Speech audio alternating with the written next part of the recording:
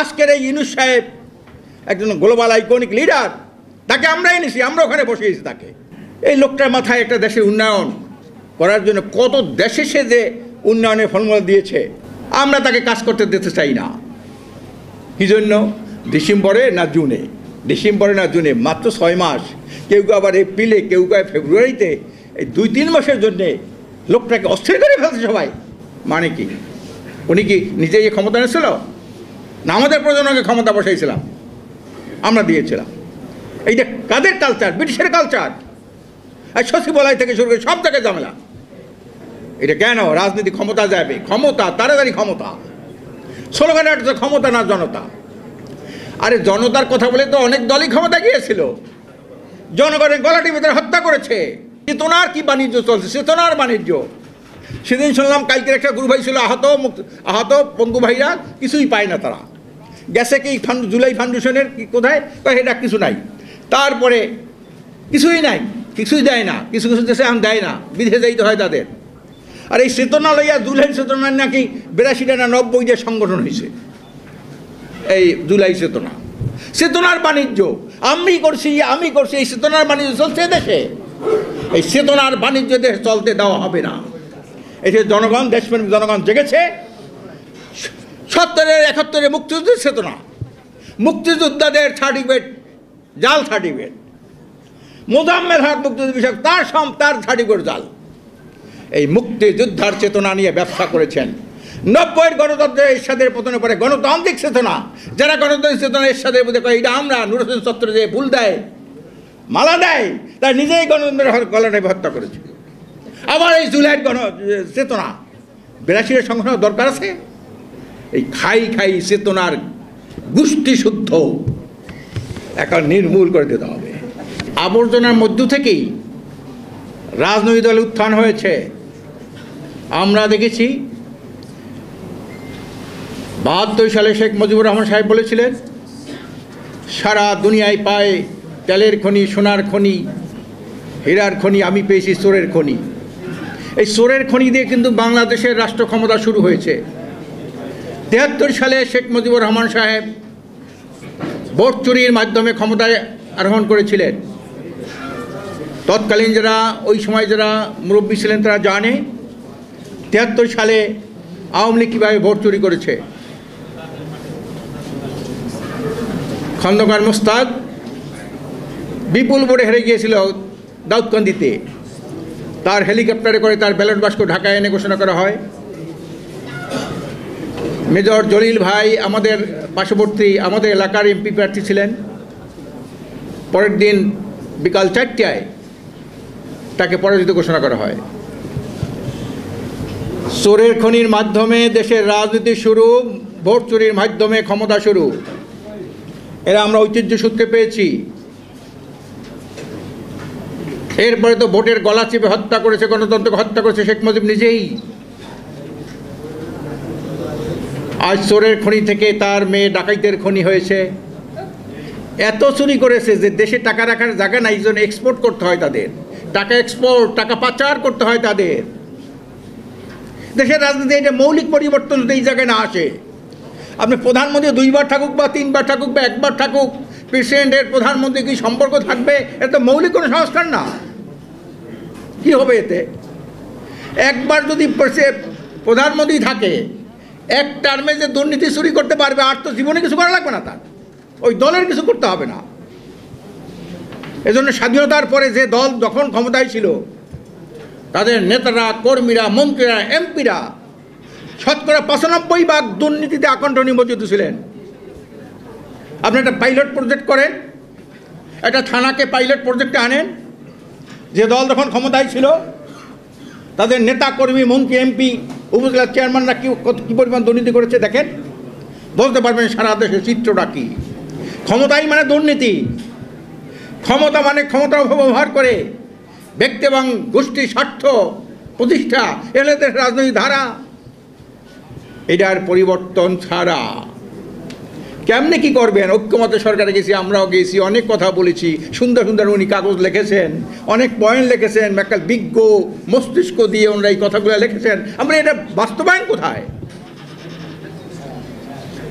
প্রিয় ভাইরা আমার, এই জন্য ব্রিটিশের রেখে যাওয়া যে রাজনৈতিক কালচার, কৃষ্টি কালচার, বস্তা বস্তা আবর্জনা, এইগুলো ঝেড়ে ফেলতে হবে। মানুষের মুক্তি কোন পথে? আজকের আমেরিকা কোন দেশের আইনে পরিচালিত হয়? ব্রিটিশের আইনে। আমেরিকাকে একটা মানুষের রাষ্ট্র বলা যায়? আজকে ফিলিস্তিন উপর যে মানে নির্বিচারে নির্যাতন, এটা কল্পনা করা যায়? এরপরেও তামা তামা বানাই দিল দেশটাকে, গাজাকে। এরপর সে হাজার হাজার কোটি ডলার অস্ত্র দিচ্ছে ইসরায়েলকে। আমেরিকা, এ কোন দেশের আইনে আমেরিকা পরিচিত হয়? ব্রিটিশের আইনে। ভারত একটা রাষ্ট্র, একটা উগ্র হিন্দুত্ববাদী মানবতা বিরোধী রাষ্ট্র ভারত। আজকে সেখানে মুসলমানদের সাথে অন্য মানুষকে তারা মানুষই মনে করে না। এটা কোন আইনে? ব্রিটিশের আইনে। আজ বাংলাদেশে যারা ক্ষমতায় ছিল, জনগণের টাকা লুণ্ঠন করেছে, চুরি করেছে, লক্ষ কোটি টাকা, লক্ষ লক্ষ কোটি টাকা বিদেশে পাচার করেছে, তারা কোন আইনে রাষ্ট্র চালিত? ব্রিটিশের আইনে। এই ব্রিটিশের আইনে কি মানুষের মুক্তি, না অন্য কোনো মুক্তির পথ আছে? গাছের গোড়া কেটে আগায় পানি ঢাললে গাছ বাঁচে না। সত্য খুঁজতে হবে। আমরা একটা জিনিস এড়িয়ে যাই, সেই বস্তা বসা রাজনৈতিক দর্শনকে আমরা বিভিন্ন লেভেল লাগাই। উনি লিবারেল ডেমোক্রেটিক, উনি লিবারেল, উনি ডেমোক্রেটিক, উনি সেকুলার, উনি অসাম্প্রদায়িক, এই কথাগুলো সুন্দর করে রূপ লাগায়। এর পিছনে যাই কিছু বলেন, এর পিছনে মানুষের শোষণ করা, মানুষের অধিকার হরণ করা, দেশের সম্পদ চুরি করা, বিরোধী দলকে নিস্তানাবুদ করা, এই হলো এই দেশের রাজনৈতিক ঐতিহ্য। এই জন্য আমি বলবো, এই বস্তা বসা রাজনীতি, সাংস্কৃতিক কালচার। শিক্ষা দেখেন, একটা প্রবাদ আছে, শিক্ষাই জাতির মেরুদণ্ড। না, শিক্ষা জাতির মেরুদণ্ড হয় না, সুশিক্ষাই জাতির মেরুদণ্ড। আজকের যারা চুরি করে, দুর্নীতি করে, তারা কারা? সবাই শিক্ষিত, কিন্তু কোন আইনে, কোন শিক্ষায় শিক্ষিত? পাশ্চাত্য আইনে, পাশ্চাত্য শিক্ষায় শিক্ষিত। আজকে মন্ত্রী, এমপি, সচিব, পুলিশ, অমুক সমুক, কারা দুর্নীতি করে? যাদের তালিকা আসছে, একজন কৃষক শ্রমিকের নাম তো নাই সেখানে, একজন মুসলিম মানুষের নাম তো নাই সেখানে। সব এই পাশ্চাত্য শিক্ষায় শিক্ষিত কুলাঙ্গার, এরাই দুর্নীতি করে, এরাই টাকা পাচার করে।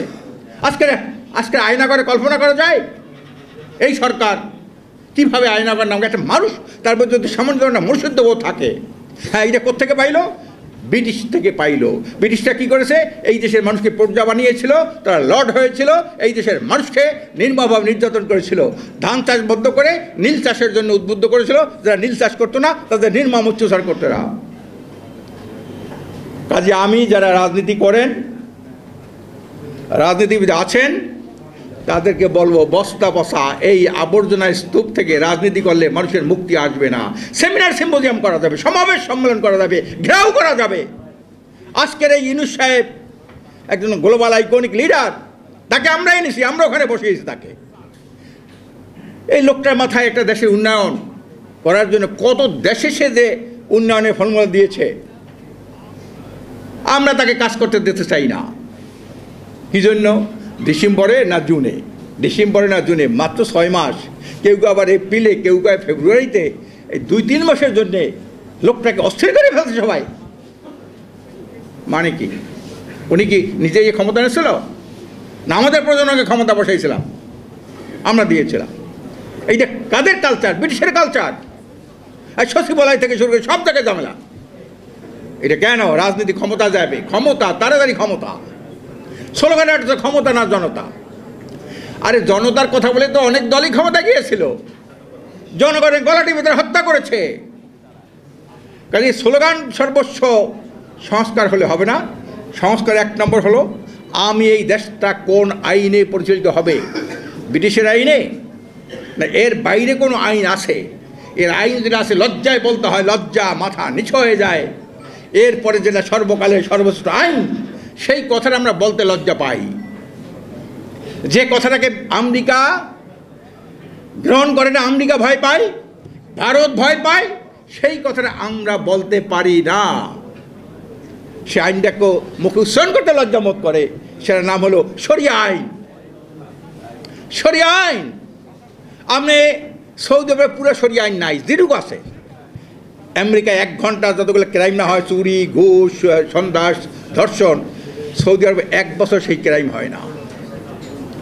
শরিয়া আইন আল্লাহ প্রদত্ত, সর্বজনীন, সকল মানুষের জন্য, যেমন রাজার জন্য তেমনি প্রজার জন্য, যেমন ক্ষমতাসীনদের জন্য সাধারণ নাগরিকের জন্য। আর এ বর্তমান আইনে আইন শুধু জনগণের জন্য, আইন শুধু বিরোধী দলের জন্যে, নিজের দলের জন্য না। কাজে এই জন্য মৌলিক সংস্কার এইখানে আনতে হবে। ধ্যান ধারণার সংস্কার না হলে এই কাগজে কলমে সংস্কার করে কিছুই তো হবে না। এরপরে যে দল যাবে সেই দল কাগজের খরচ দিয়ে সংখ্যাগরিষ্ঠ আসন পায়, তারা যদি ক্ষমতায় যেতে পারে এই জন্য সব কাগজে সবগুলা চেঞ্জ করে ফেলবে। আজকের বাংলাদেশের সংবিধানটা একটা কাটাছেড়ার দলিল, যে দল যখন যায় নিজের ক্ষমতাকে পাকাপোক্ত করার জন্যে তারা এইটা কাটে, ওইটা কাটে, এইটা ঢুকায়, এইটা করে, এই অবস্থা তাদের। এই জন্যে আমরা পরিষ্কার বলছি, একক স্বৈরাচার যাতে এদেশে প্রতিষ্ঠা না হয় এই জন্যে সর্বক্ষেত্রে পিআর পদ্ধতি চেয়েছি। এইটা একটা মৌলিক সংস্কার। 53 বছরে একই ধারায় নির্বাচন চলে আসছে। আমরা সেই নির্বাচনের ফলাফল দেখেছি, দিনের ভোট রাতে দেখেছি, ডামি ভোট দেখেছি, রাতে, তারপরে কী কয় বিনা ব্যালটে ভোট দেখেছি। তো তাই না, এর আগে যে ভোট হয়েছে একটা ভোট আপনি স্বচ্ছ দেখাইতে পারবেন না। 91 সালে একটু স্বচ্ছ হয়েছিল, আওয়ামী লীগ বলছে এখানে সূক্ষ্ম কারচুপি হয়েছে। 96 সালে একটু স্বচ্ছ হয়েছিল, বিএনপির মতো লোক বলছে স্থূল কারচুপি হয়েছে। একটা ভোটও সুস্থ হয় নাই। তা যে 53 বছরের মধ্যে একটা ভোটও সুস্থ সঠিক হয় নাই, গ্রহণযোগ্য হয় নাই, সেই ভোটটাকে সেই পদ্ধতি আপনি ভোট চান কেন? কেন চান আপনি?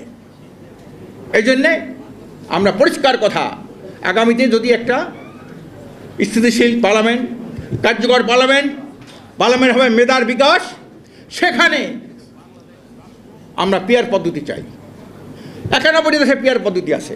আপনার চোখ কান খোলা দেখেন না, কোন কোন দেশে যেগুলো আছে, যেগুলো ব্রিটিশের আধিপত্য ছিল, কলোনি, ব্রিটিশের কলোনি। কমনওয়েলথের মুক্ত দেশগুলোর মধ্যে এই ব্রিটিশের চর্চা আছে, কিন্তু কমনওয়েলথের বাইরে যে দেশগুলো আছে, উন্নত দেশ, 91 দেশ, সেখানে পিআর পদ্ধতি আছে। এটা চোখে বাজে না? কেউ অর্ধেক চায়, কেউ অর্ধেক চায় না, কেউ মিক্স চায়, কেউ পুরে চায়, নানান ধরনের ঝামেলা। এই জন্য আমি পরিষ্কার বলবো, মৌলিক পরিবর্তনের জন্য আরেকটা রেভলিউশন দরকার, একটা বিপ্লব দরকার। গোজামিল দিয়ে বিপ্লব হয় না, লুকোচুরি করে বিপ্লব হয় না। আমরা পরিষ্কার চাই, জাতীয় চরিত্র ধ্বংস হয়ে গেছে, চরিত্র কোথাও নাই। যেমন ক্ষমতাসীনদের নাই, বিরোধী দলের নাই, গণমাধ্যম নাই, হ্যাঁ, বুদ্ধিজীবীদের নাই। আমরা দেখেছি গণমাধ্যম পত্রিকায় খালি ছাগল আর গরু বসা, এর মধ্যে 70% ভোট কাস্ট হয়েছে, পত্রিকার বড় হেডিং। মানে কি? ওনা কেন? আমাদের তো হাত পাও বাঁধা, হাত পাও বাঁধা, আর আমরা জাতির বিরুদ্ধে অবস্থান নেবে না হয়। আমরা মানিক মিয়ার মতো সাংবাদিক হন। তোমার যখন মানিক মিয়া সাংবাদিক রায়গঞ্জ ছিলেন, মুজিবুর রহমানের মতো সাংবাদিক হন। তোমার যখন মানিক মিয়া আওয়ামী লীগের পক্ষে লিখতেন, পাকিস্তানের বিরুদ্ধে লিখতেন, আবার আওয়ামী লীগের সমালোচনা করেছেন। এভাবে সাংবাদিক হন, নীতি নৈতিকতা সম্পন্ন সাংবাদিক হন। হলুদ সাংবাদিক ছেড়ে দেন, সুবিধাবাদী সাংবাদিক ছেড়ে দেন। প্রিয় ভাইরা আমার, এজন্যে মৌলিক পরিবর্তন দরকার, চিন্তা ভাবনার ক্ষেত্রে, শিক্ষার ক্ষেত্রে, রাজনৈতিক দর্শনের ক্ষেত্রে। আরেকটা যে জাতীয় চরিত্র নাই, কোথাও নাই। আপনি একটা আম খাইবেন, খাইতে পারেন না, বলে দেয় আমরা 2 ঘন্টা ভিজিয়ে রাখেন লবণ দিয়ে পানির মধ্যে, এটা খাওয়া যাবে না, সুন্দর আম খাওয়া যায় না। জাতীয় চরিত্র নাই, মাছ খাওয়া যায় না, কোনো কিছু খাওয়া যায় না, জাতীয় চরিত্র শেষ হয়ে গেছে। এমন কোনো অফিস নাই যেখানে দুর্নীতি নাই, যেখানে ঘুষ নাই। মানে কি? চরিত্র নাই। আজকের বিদ্যালয়, সর্বোচ্চ বিদ্যাপীঠ, ভাইস চ্যান্সেলররা কি দুর্নীতি করেছে, কিভাবে টাকা খেয়ে তারা অ্যাপয়েন্টমেন্ট দিয়েছে, বিচারপতিরা কিভাবে করেছে, সর্বক্ষেত্রেই তো তাই। আর সিনহা কি করেছেন, আরও অনেক বিচারপতি ঘটনা জানি, দুঃখজনক, দুঃখে মাথা নিচু হয়ে যায়। কাজে এই জন্যে যারা বিপ্লব করেছেন, বিপ্লবের নেতৃত্ব দিয়েছেন জুলাই এবং আগস্টে, আমি তাদেরকে বলতে চাই, জাতির যদি কিছু ভালো করতে চান তাহলে মৌলিক পরিবর্তনের দিকে নজর দেন। গোজামিল দিয়ে কোনো পরিবর্তন আসবে না। এর মধ্যে দেখেন চেতনার কি বাণিজ্য চলছে, চেতনার বাণিজ্য। সেদিন শুনলাম কালকের একটা গুরু ভাই ছিল আহত পঙ্গু ভাইরা কিছুই পায় না, তারা গেছে কি জুলাই ফাউন্ডেশনের কি কোথায়, এটা কিছু নাই। তারপরে কিছুই নাই, কিছুই দেয় না, কিছু কিছু দেশে দেয় না, বিদেশে যাইতে হয় তাদের। আর এই চেতনা লইয়া জুলাই চেতনা নাকি 82টা না 90টা সংগঠন হয়েছে। এই জুলাই চেতনা, চেতনার বাণিজ্য আমি করছি এই চেতনার বাণিজ্য চলছে দেশে। এই চেতনার বাণিজ্য দেশে চলতে দেওয়া হবে না। এই যে জনগণ, দেশপ্রেমিক জনগণ জেগেছে। 70-71 মুক্তিযুদ্ধের চেতনা, মুক্তিযোদ্ধাদের সার্টিফিকেট জাল সার্টিফিকেট, মোজাম্মেল হক মুক্তিযুদ্ধ বিষয়ক তার সার্টিফিকেট জাল। এই মুক্তিযোদ্ধার চেতনা নিয়ে ব্যবসা করেছেন। 90-এর গণতন্ত্রের এরশাদের পতনের পরে গণতান্ত্রিক চেতনা, যারা গণতান্ত্রিক চেতনা এরশাদের মধ্যে কয় এটা আমরা নূর হোসেন চত্বরে যে ফুল দেয়, মালা দেয়, তারা নিজেই গণতন্ত্রের গলাটাই হত্যা করেছে। আবার এই জুলাইয়ের চেতনা 82-এর সংগঠন দরকার আছে। এই খাই চেতনার গোষ্ঠী শুদ্ধ এখন নির্মূল করে দিতে হবে। চেতনা একটা ছিল, ফেসিবাদের পতন হয়েছিল, মানুষ অধিকার প্রতিষ্ঠা করার জন্য এটা হয়েছিল, বৈষম্য নিরসন করার জন্য হয়েছিল। স্বাধীনতার সংগ্রাম কত সুন্দর নাম, সুন্দর কী কয় কানাসেলের নাম পদ্ম, কত সুন্দর কথা, সাম্য, মানবিক মর্যাদা, সামাজিক সুবিচার, কত সুন্দর সুন্দর কথা বলেন। এই 3টা জিনিস ব্রিটিশের আইনে আছে, এই 3টা যে অন্য কোনো আইনে আছে, এই 3টা যে ইসলামী আইনে আছে। এইখানে বলে না, এই কথাই আনতে চায় না ব্রিটিশকে খুশি করার জন্যে। আজকে দেখেন নাই আধিপত্যবাদের যে অশুভ শক্তি, ভারত চাইছিল আওয়ামী লীগকে ক্ষমতায় রাখতে, আমেরিকা চাইছিল আরেকটা দলকে ক্ষমতা উঠাইতে। ওই দলের আমেরিকার রাষ্ট্রদূত যার ডাকলো হুমড়ি খাই পড়তো সবাই। তার সাথে দেখা করা মানে কি, পিঠার সাথে দেখা করা মানে কি, বিশাল একটা তার তৃপ্তি। পিঠার হাত দেখেছে, ওই মিটিংয়ে আমি গিয়েছিলাম। এই গোলামির ধ্যান ধারণা পরিবর্তন করতে হবে। হ্যাঁ, এইটা হলো মৌলিক সংস্কার। কাগজে কলমে একবার থাকবে না, 2বার থাকবে। কেরা কি ভারসাম্য হবে কি হবে না, মৌলিক চরিত্রের সংবিধান করেন। জবাবদিহিকে জোরদার করেন। 4টা ক্ষেত্রে জবাবদিহি করতে হবে। 1 নম্বর জবাবদিহি হলো আল্লাহর কাছে, 2 নম্বর জবাবদিহি হলো নিজের বিবেকের কাছে, 3 নম্বর জবাবদিহি হলো জনগণের কাছে, 4 নম্বর জবাবদিহি হলো ঊর্ধ্বতন কর্তৃপক্ষের কাছে। এই জবাবদিহি শক্তিশালী করেন। এরপরে পিয়ার পদ্ধতিটা সুন্দর করেন। এটার মধ্যে আমরা আওয়াজ তুলি। একটা কথা বলে গেলাম, রিজা কিছু বলেন না কেন, মানুষ পিয়ারের পক্ষে বুঝতে পেরেছে। এই যে অধিকাংশ দল, 2-1টা দল ছাড়া সকল দল পিয়ার চায়। পিয়ার ছাড়া এদেশে কোনো নির্বাচন হবে না।